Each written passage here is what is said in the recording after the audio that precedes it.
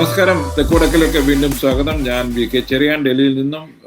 എൻ്റെ സീനിയർ സുഹൃത്ത് ശ്രീ മാധവൻകുട്ടി നാട്ടിൽ നിന്നും.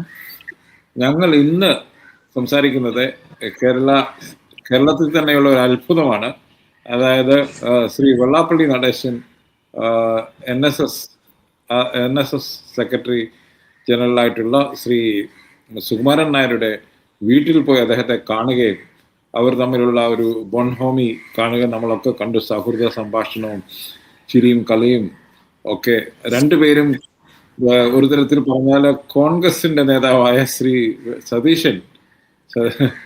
വി ഡി സതീശനെയാണ് പോയിന്റ് ഔട്ട് ചെയ്തിരിക്കുന്നത്. പക്ഷേ ഇത് ഒരു തരത്തിൽ വളരെ നല്ലതാണ് സാമൂഹ്യ ഇത് പരമായി നോക്കുമ്പോൾ.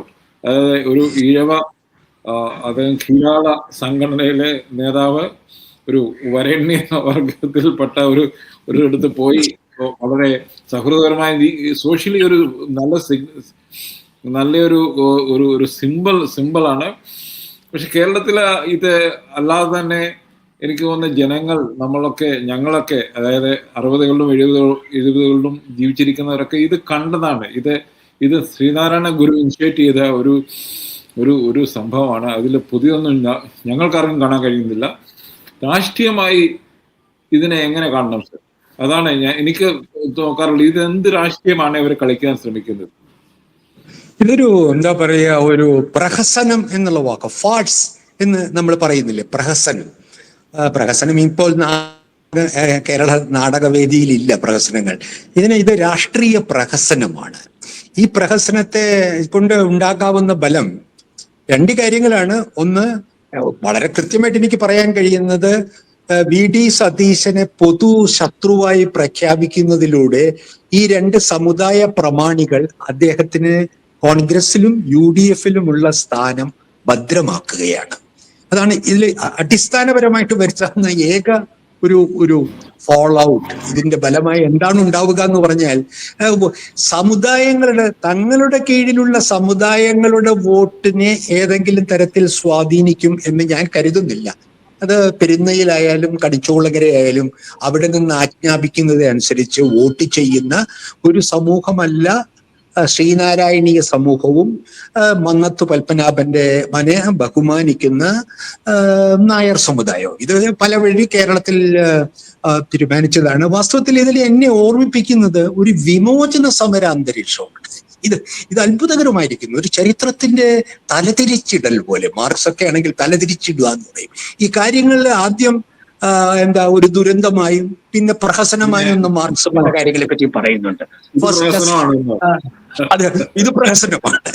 കാരണം എനിക്ക് എൻ്റെ ഒരു താങ്കൾ ആദ്യം പറഞ്ഞ പോലെ ശ്രീനാരായണ ഗുരുവും മന്നത്ത് പത്മനാഭനും ശ്രീനാരായണ ഗുരു തീർച്ചയായും സമുദായങ്ങൾ തമ്മിലുള്ള സൗഹാർദ്ദത്തിലും മാനവീയതയിലും ഉറച്ചു നിന്ന ഒരു നവോത്ഥാന നായകൻ. അദ്ദേഹം ഈഴവരുടെ മാത്രം ഗുരു ആയിരുന്നില്ല. അദ്ദേഹം എല്ലാ മതങ്ങളുടെയും അംഗീകരിച്ചിരുന്നയാളാണ്. സമുദായ വ്യത്യാസം കാണാതിരുന്ന വ്യക്തിയാണ്. എന്നാൽ മന്നത്ത് പത്മനാഭൻ അങ്ങനെയാവല്ല. പലപ്പോഴും അദ്ദേഹം ആദ്യകാലത്ത് നായർ സമുദായത്തിനകത്തുള്ള പരിഷ്കരണവാദത്തിന്റെ കാലത്ത് അദ്ദേഹം പരിഷ്കരണവാദിയും നവോത്ഥാന നായകനുമായിരുന്നു. എന്നാൽ കമ്മ്യൂണിസ്റ്റ് തിമിരം ബാധിച്ച് വിമോചന സമരത്തിൽ നേതൃത്വം കൊടുത്ത മന്നത്ത് പത്മനാഭൻ, അമേരിക്കയുടെ CIA സഹായം മേടിച്ച് സമരം നടത്തിയ മന്നത്ത് പത്മനാഭൻ തന്റെ പൂർവ്വകാല നേട്ടങ്ങളിൽ സ്വയം കരിവാരി തേക്കുകയായിരുന്നു എന്ന് വിശ്വസിക്കുന്നയാളാണ് ഞാൻ. അദ്ദേഹത്തിന് ഈഴവരോടുള്ള പരമപുച്ഛവും പിന്നീട് അദ്ദേഹത്തിന്റെ കുപ്രസിദ്ധമായ ശാസ്തമംഗലം പ്രസംഗത്തിലുണ്ട്. അപ്പൊ ഞാൻ രണ്ടായിട്ടാണ് കാണുന്നത്. ശ്രീനാരായണ ഗുരുവിന്റെ പിൻപറ്റുന്ന നവോത്ഥാന പ്രസ്ഥാനവും മന്നത്ത് പത്മനാഭന്റെ നായർ പരിഷ്കരണ പ്രസ്ഥാനവും രണ്ട് ദിശകളിലാണ് സഞ്ചരിച്ചത്. ഇപ്പോൾ രണ്ടും ഒരു ദിശയിൽ എത്തിയിരിക്കുന്നു. എങ്ങനെ? വെള്ളാപ്പള്ളിയുടെ കീഴിൽ നാരായണ ഗുരുവിനെ പാടെ കൈവിട്ട് വളരെ വൾഗറായ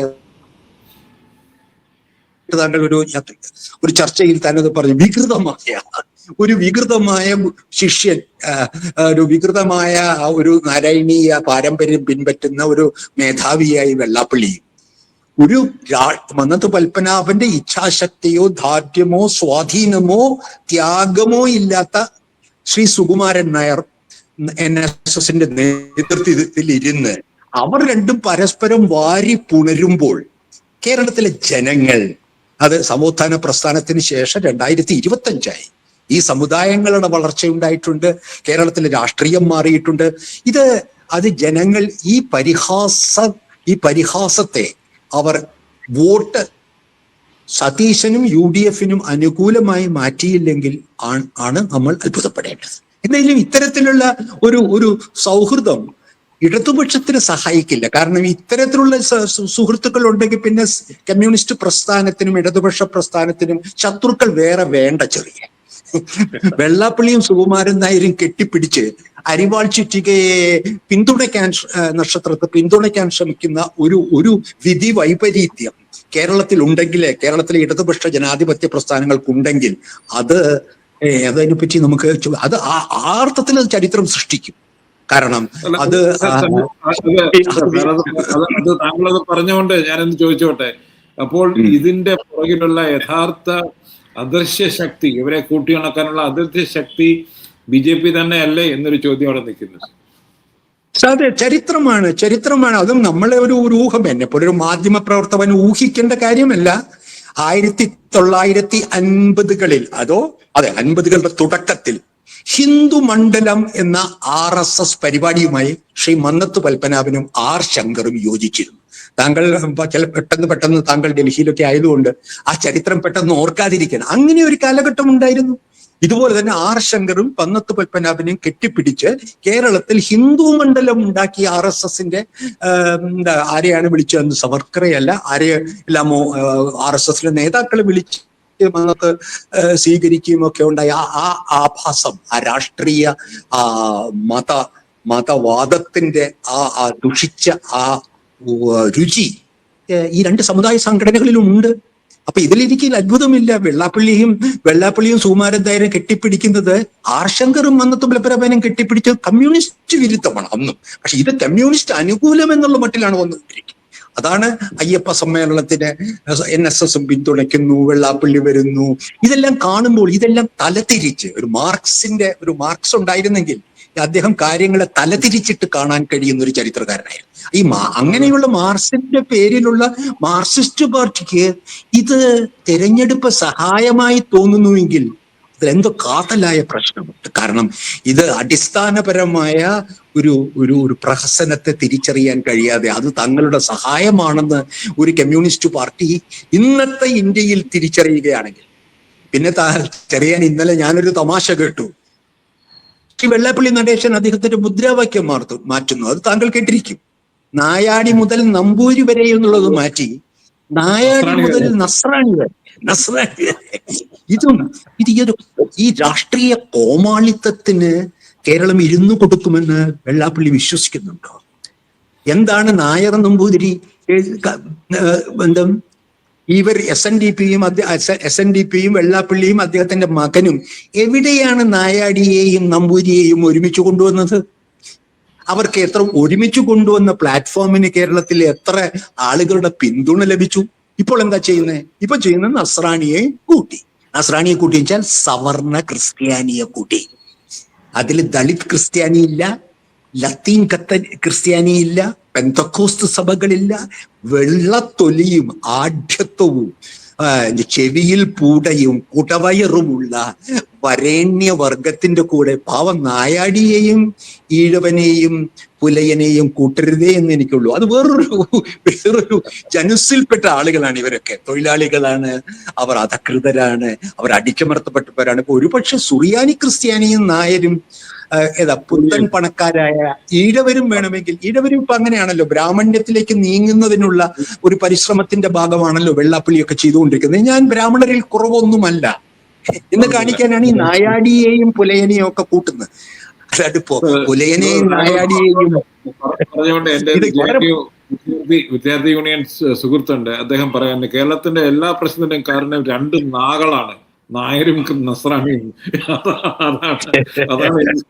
പക്ഷെ അതിനൊരു ചരിത്രമുണ്ട്. കാരണം താങ്കൾ ഓർമ്മിക്കുന്നുണ്ടാവും, കേരള കോൺഗ്രസ് ജനിച്ചപ്പോൾ അത് സവർണ ക്രിസ്ത്യാനിയും നായരും തമ്മിലുള്ള ഒരു ഐക്യമുന്നണിയായിരുന്നു. മന്നത്ത് പത്മനാഭനും KM ജോർജുമായിരുന്നു. ഇത് കേരളത്തിലെ യാഥാർത്ഥ്യം, ജാതിയിലെ സബാൾട്ടേൺസ്, അതായത് ചരിത്രപരമായി ഈഴവരുടെ സൗഹൃദം കേരളത്തിലെ അവഗണിക്കപ്പെട്ട ന്യൂനപക്ഷങ്ങളും വളരെ കാലം ഒരുപാട് ഒരു നവോത്ഥാന പ്രസ്ഥാനം വേണ്ട വിധത്തിൽ ഉണ്ടാവാത്ത അടിച്ചമർത്തപ്പെട്ട ഇംഗ്ലീഷുകാരുടെ കാര്യത്തിൽ പടപൊരുതേണ്ടി വന്ന മുസ്ലിം ന്യൂനപക്ഷവും മലയാളി മാപ്പിളയും ശ്രീനാരായണീയരും അധകൃതരായ അയ്യങ്കാളിയുടെയും അങ്ങനെ ഒരു ധാരയാണ് സബാൾട്ടേൺ എന്ന് വിളിക്കാവുന്ന ആ ഒരു ധാരയുടെ മുന്നണിക്ക് മാത്രമേ ഇടതുപക്ഷവുമായി സഹജമായ ഓർഗാനിക് ആയിട്ടുള്ള ഒരു മുന്നണി സാധ്യമാവും. കാരണം ഇടതുപക്ഷത്തിന്റെ പ്രസ്ഥാനത്തിന്റെ ചരിത്രം അത്തരത്തിൽ ജാതീയമായി അടിച്ചമർത്തപ്പെട്ട വർഗങ്ങളുടെ മുന്നണിയായിട്ടാണ് കേരളത്തിൽ 1930കളുടെ അവസാനം മുതൽ കമ്മ്യൂണിസ്റ്റ് പ്രസ്ഥാനവും വന്നിരിക്കുന്നത്. അതിന്റെ ഏറ്റവും ഒടുവിലുള്ള CPIM വന്നിരിക്കുന്നത്. ഇത് മറന്നുകൊണ്ട്, ഈ ചരിത്രം മറന്നുകൊണ്ട് തൊഴിലാളികളുടെ ഐക്യം എന്നാൽ കേരളത്തിലെ അധകൃത സമൂഹങ്ങളുടെ ഐക്യമാണെന്ന കാര്യം സഖാവ് പിണറായി വിജയൻ മറന്നാൽ ഉണ്ടാകുന്ന അപകടം CPM-ന് മാത്രമല്ല കേരളത്തിന്റെ ഭാവിക്കുമാണ്. ഈ പഴയ ആർ ശങ്കർ മന്നത്തു പത്മനാഭന്റെ ഹിന്ദു മണ്ഡലത്തിന്റെ കൂടെ സവർണ ക്രിസ്ത്യാനിയെയും കൂടി കൂട്ടിക്കഴിഞ്ഞാൽ വിജയിക്കുമെന്നാണോ താങ്കൾ വിചാരിക്കുന്നത്? കേരളത്തിൽ കേരളത്തിൽ മറക്കുന്ന ഒരു കാര്യമുണ്ട് ചെറിയ, കേരളത്തിലെ ഒരു നവ ജനറേഷൻ ഉണ്ട്, ഒരു ന്യൂജൻ ഉണ്ട്. ഈ പറയുന്ന സാമുദായിക രാഷ്ട്രീയത്തെയും മതരാഷ്ട്രീയത്തെയും വെറുക്കുന്ന ഇൻഫോ പാർക്കുകളിൽ, പുതിയ സർവീസ് സെക്ടറുകളിൽ, സ്വിഗ്ഗിയിൽ, യൂബറിലൊക്കെ പണിയെടുക്കുന്ന ഈ തികഞ്ഞ ഫ്യൂഡൽ ജന്മിത്വപരമായ ഗണങ്ങൾ, അതായത് ജാതി, മതം, ഈ പ്രമാണിമാർ, തിരുമേനിമാർ, ഇവരെയെല്ലാം പുച്ഛിക്കുന്ന ഒരു നവമലയാളിയും ഉയർന്നു വരുന്നുണ്ട്. അത്തരത്തിലുള്ള ഒരു നവമലയാളിയെ ഈ ചട്ടപ്പടി രാഷ്ട്രീയക്കാർ കാണുന്നുണ്ടോ? ചെറിയ അവരുടെ മുമ്പിൽ ഇപ്പോ എനിക്ക് തോന്നുന്നത് ഇത് BJP-യുടെ ഒരു സിനിസ്റ്റർ മൂവ് ആണ്. ഇത് ഇന്ന് നമുക്ക് തോന്നുന്നു ഇവരെല്ലാം ഇടതുപക്ഷത്തിനെ സഹായിക്കുന്നു. പക്ഷേ നാളെ ഇടതുപക്ഷത്തിന് ബംഗാളിലുള്ള താങ്കൾ കണ്ട പോലെ, നമ്മളൊക്കെ കണ്ട പോലെ ത്രിപുരയിലോ എന്തോ സംഭവിച്ചു കഴിഞ്ഞാൽ അവിടെ ആ സ്പേസ് ഓക്യുപ്പൈ ചെയ്യാൻ കുറെ പേരെ റെഡിയാക്കുവാണ് എന്നാണ് എനിക്ക് തോന്നുന്നത്. സംശയമില്ല. ഇവർ പറയുന്നത് നിങ്ങൾ BJP-ക്ക് വോട്ട് ചെയ്യൂ, ഹിന്ദുത്വക്ക് വോട്ട് ചെയ്യൂ. ഇത് ഹിന്ദു മുന്നണിയാണല്ലോ. ഈഴവനും നായരും കൂടി കഴിഞ്ഞാൽ അത് ഹിന്ദു മുന്നണി തന്നെയാണ്. ഹിന്ദു മുന്നണിയുടെ കൂടെ സവർണ ക്രിസ്ത്യാനിയെയും കൂട്ടി വോട്ട് ചെയ്യാൻ പറഞ്ഞാൽ അത് ഇടതുപക്ഷത്തെ സഹായിക്കുമെന്നാണോ വിചാരിക്കുന്നത്? അത് ആദ്യം BJP-യുടെ വോട്ട് വർദ്ധിപ്പിക്കും. അവർ 2 സ്ഥലത്ത് വിജയ സാധ്യതയുണ്ടെങ്കിൽ അതൊരു പക്ഷേ 4 ആക്കാൻ ഇവർക്ക് കഴിയും. എന്നാൽ അതിന്റെ ശത്രു, അതിന്റെ അടിസ്ഥാനപരമായി അത് നശിപ്പിക്കാൻ ശ്രമിക്കുന്നത്, അത് ഇല്ലാതാക്കാൻ ശ്രമിക്കുന്നത് കേരളത്തിലെ ഇടതുപക്ഷ ജനാധിപത്യ പ്രസ്ഥാനത്തെയാണ്. അതിൽ ആ ഇടതുപക്ഷത്തിന്റെ ഈ സതീശൻ എന്ന് പറയുന്നതും അവർക്ക് തുറന്നു വർഗീയത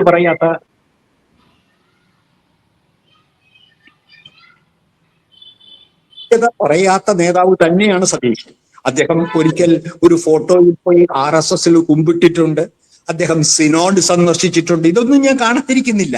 എങ്കിലും ശരിയായ അർത്ഥത്തിൽ ജാതി പ്രമാണിമാരുടെ പ്രീണനത്തിന് അത് എന്തുകൊണ്ടോ അവർക്കിഷ്ടപ്പെടാത്ത ഒരാളെന്ന് പറയുമ്പോൾ അതൊരു ഗുണമല്ലേ? കേരളത്തിലെ തിരുമേനിമാർക്കും കേരളത്തിലെ NSS SNDP നേതാക്കൾക്കും ഇഷ്ടമല്ലാതെ വരുന്നത് കേരളത്തിലെ ഏറ്റവും വലിയൊരു ബാഡ്ജ് ഓഫ് ഓണറാണ് എന്നാണ് ഞാൻ കാണുന്നത്. അല്ലാതെ അപ്പൊ അതുകൊണ്ട് ഇത് ബലത്തിൽ സഹായിക്കുക UDF-നെയും സതീശനെയും പ്രത്യേകിച്ച് രമേശ് ചെന്നിത്തലയ്ക്ക് എപ്പോഴും ഒരു ദൗർബല്യം. അദ്ദേഹത്തിന്റെ വിചാരം എല്ലാവരെയും ഒരുപോലെ പ്രീണിപ്പിക്കലാണ് മതനിരപേക്ഷത. അതല്ലല്ലോ, ആരെയും പ്രീണിപ്പിക്കാതിരിക്കുക എന്നുള്ളതാണ് മതനിരപേക്ഷ. അതാണ് കോൺഗ്രസിലെ രാഹുൽ ഗാന്ധിയുടെയൊക്കെ നിലവിൽ നമ്മൾ കണ്ടുകൊണ്ടിരിക്കുന്ന സോഷ്യൽ എഞ്ചിനീയറിംഗിന്റെ അടിസ്ഥാനം. അതാണ് ന്യൂനപക്ഷങ്ങളെയും അധകൃതരെയും ആദിവാസികളുടെയും പഴയ കോൺഗ്രസ് അടിത്തറ വീണ്ടെടുക്കുക എന്നുള്ള ശ്രമത്തിലാണ് രാഹുൽ ഗാന്ധി, അല്ലെ? അല്ലാതെ നമ്മള് പുതിയ ഒരു സോഷ്യൽ എഞ്ചിനീയറിംഗിനല്ലോ അദ്ദേഹം ശ്രമിക്കുന്നത്. അതുപോലെ ആ ദേശീയ നേതൃത്വം, കോൺഗ്രസിന്റെ ദേശീയ നേതൃത്വത്തിന്റെ സമീപനങ്ങൾക്ക് അത് എത്രത്തോളം വിജയിക്കുന്നു ഇല്ലയോ എന്നുള്ളതല്ല, അതിനനുഗുണമായിട്ടുള്ള നിലപാട് കേരളത്തിൽ മതസമുദായങ്ങളെ എല്ലാവരെയും വട്ടം പിടിക്കുക എന്നുള്ളതല്ല, അവരിൽ നിന്നെല്ലാം തുല്യ ദൂരം നിൽക്കുക എന്നതാണ്. അത് എനിക്ക് തോന്നുന്നു ഇന്നത്തെ സാഹചര്യത്തിൽ ഈ കാണിക്കുന്ന കോമാളിത്തരങ്ങൾ ഇടതുപക്ഷത്തിന് ദോഷമായി വരികയും UDF-നെ സഹായിക്കുകയും മുസ്ലിം വോട്ടുകൾ ഇനി ബാക്കി എന്തെങ്കിലും LDF-നുണ്ടെങ്കിൽ, അതായത് മതനിരപേക്ഷ മുസ്ലിം വോട്ടുകൾ ഇപ്പോഴും CPM-നുണ്ട്. അത് തോമസ് ഐസക് പറയുന്നത് ന്യൂനപക്ഷങ്ങളിൽപ്പെട്ടതിൽ 1/4 ഇപ്പോഴും ഇടതുപക്ഷത്തിന് വോട്ട് ചെയ്തു എന്നാണ് ഈ പ്രാദേശിക തെരഞ്ഞെടുപ്പിൽ. അത് ചില്ലറ കാര്യമല്ല. 1/4 മുസ്ലിങ്ങളും ക്രിസ്ത്യാനികളും CPM-ന് വോട്ട് ചെയ്യുന്ന അതുകൂടി കളഞ്ഞു കുളിക്കണോ എന്നുള്ളതാണ് ചോദ്യം. അപ്പൊ ഞാൻ ചോദിക്കുന്നത് ഇത് വാസ്തവത്തിൽ ഇത് RSS-ന്റെ ചാണക്യ തന്ത്രത്തിന്റെ വിജയമാണ്. അത് തന്നെ ഞാനും അതാണ് കാണുന്നത്.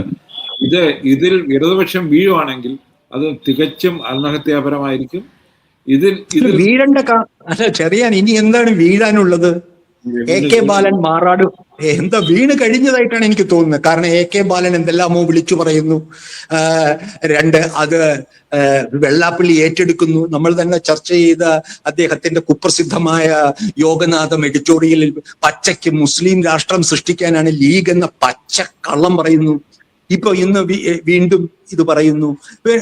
പിന്നെ അത് കഴിഞ്ഞ് കാന്തപുരം അബൂബക്കർ മുസാലിയുടെ യോഗത്തിൽ ശ്രീ സഖാവ് പിണറായി വിജയൻ തന്നെ മാറാടടക്കം ഈ കേരളത്തിന്റെ ചരിത്രത്തിൽ നടന്ന എക്സെപ്ഷൻസ് ആൻഡ് ഷെയിംഫുൾ എക്സെപ്ഷൻസ് വളരെ കുറവേ ഉള്ളൂ കേരളത്തിൽ. ആ ഷെയിംഫുൾ എക്സെപ്ഷൻ എല്ലാം പോലീസ് റിപ്പോർട്ട് പോലെ ഇത്ര പേര് മരിച്ചു, ഇത്ര പേരെ കൊന്നു, ഇത്ര വെടിവെപ്പുണ്ടായി എന്ന് ഒരു നീണ്ട നിര മുസ്ലിങ്ങൾ മാത്രമുള്ള ഒരു ഓഡിയൻസിന് വേണ്ടി അദ്ദേഹം പറയുകയെന്ന് എന്തിനു പറയാനാണ്? ഞങ്ങളുടെ കാലത്ത് ഇത്തരം ലഹളകൾ പോലും ഉണ്ടായില്ല എന്ന് രാഷ്ട്രീയം പറയുന്നതിനു വേണ്ടി കേരള ചരിത്രത്തിലെ എല്ലാ പുഴുക്കുത്തുകളും പരസ്യമായി അവതരിപ്പിക്കാൻ. ഞാനത് കേട്ടു, എനിക്ക് അത്ഭുതം തോന്നി. ഇത് ഇങ്ങനെയാണോ നമ്മളുടെ മതനിരപേക്ഷ റെക്കോർഡ് പറയേണ്ടത്? ഇത് മരിച്ചതിൽ ഹിന്ദുക്കളും മുസ്ലിം താങ്കൾ അറിയുന്ന താങ്കൾ കേരളത്തിൽ പ്രവർത്തിച്ച കാലഘട്ടത്താണോ എനിക്കറിയില്ല. ഞാൻ മാറാടൊക്കെ ആക്റ്റീവായിട്ട് ഡിഫീറ്റിസ്റ്റ് മെന്റാലിറ്റി അല്ലേ കാണിക്കുന്നത് സർ? ഡിഫീറ്റിസ്റ്റ് അല്ല, പാർലമെന്റേറിയൻ വ്യാമോഹത്തിന്റെ മെന്റാലിറ്റി. ഡിഫീറ്റിസ്റ്റ് അല്ല. ഇങ്ങനെ പറയുന്നതിലൂടെ നമുക്ക് തെരഞ്ഞെടുപ്പിൽ വിജയിക്കാൻ കഴിയുമെന്നും അങ്ങനെ കേരളത്തിലെ ഏക കമ്മ്യൂണിസ്റ്റ് കോട്ട അല്ലെങ്കിൽ പാർലമെന്ററി അവശേഷിക്കുന്ന നമ്മുടെ സ്ഥലം സംരക്ഷിക്കാൻ കഴിയുമെന്ന് പറയുന്ന വളരെ അപകടകരമായ ഞാൻ ആത്മഹത്യാപരം എന്ന് പറയുന്നത് ഇടതുപക്ഷ മൂല്യങ്ങൾക്കും ഇടതുപക്ഷ പ്രയോഗത്തിനും കമ്മ്യൂണിസ്റ്റ് പാർട്ടിയുടെ കേരളത്തിലെ ഇതുവരെയുള്ള ചരിത്രത്തിനും വിരുദ്ധമാണ് ഈ വെള്ളാപ്പള്ളി സുകുമാരൻ നായർ കൂട്ടുകെട്ടും മുസ്ലിം വിരുദ്ധതയും. എന്ത് പറഞ്ഞാലും മുസ്ലിം ലീഗ് ഒരു പ്രോക്സിയാണ്. അവർക്ക് മുസ്ലിങ്ങളെ ക്രിസ്ത്യാനി തിരുമേനിമാർ മുസ്ലിങ്ങളെ ഭയപ്പെടുന്നു എന്ന് വെള്ളാപ്പള്ളിയോട് പറഞ്ഞു എന്ന് പച്ചയ്ക്ക് പറയുകയാണ്. ക്രിസ്ത്യാനികളും മുസ്ലിങ്ങളെയും 2 ധ്രുവങ്ങളിലാണെന്ന് വരുത്തി തീർക്കാൻ വെള്ളാപ്പള്ളി ശ്രമിക്കുകയാണ്. അതിനർത്ഥം ഇത് വിമോചന സമരകാലത്തെ കമ്മ്യൂണിസ്റ്റ് വിരുദ്ധ ഐക്യമുന്നണിക്ക് സമാനമായ ഒരു UDF വിരുദ്ധ മുസ്ലിം ലീഗ് വിരുദ്ധ വികാരം ഉണ്ടാക്കാനുള്ള ശ്രമമാണ്. അതിനെ ഇടതുപക്ഷത്തുള്ള എല്ലാ ജനാധിപത്യവാദികളും, ഇടതുപക്ഷത്തിൽ വിശ്വസിക്കുന്ന ഓരോ കമ്മ്യൂണിസ്റ്റുകാരനും കമ്മ്യൂണിസ്റ്റ് അനുഭാവിയും ഇത് തുറന്നു കാട്ടി എതിർത്തില്ലെങ്കിൽ ഈ തിരഞ്ഞെടുപ്പിൽ ഇടതുപക്ഷം ജയിച്ചാലും തോറ്റാലും ആ പ്രസ്ഥാനത്തിന്റെ അവസാനമായിരിക്കും. തെരഞ്ഞെടുപ്പ് ജയിക്കൽ മാത്രമല്ല, തെരഞ്ഞെടുപ്പ് ഇല്ലാതെ 70 വർഷം ഭരിച്ച സോവിയറ്റ് യൂണിയനിൽ, തെരഞ്ഞെടുപ്പ് എല്ലാം ജയിച്ച് 30 വർഷം ഭരിച്ച ബംഗാളിൽ എങ്ങനെയാണ് അതില്ലാതായത്?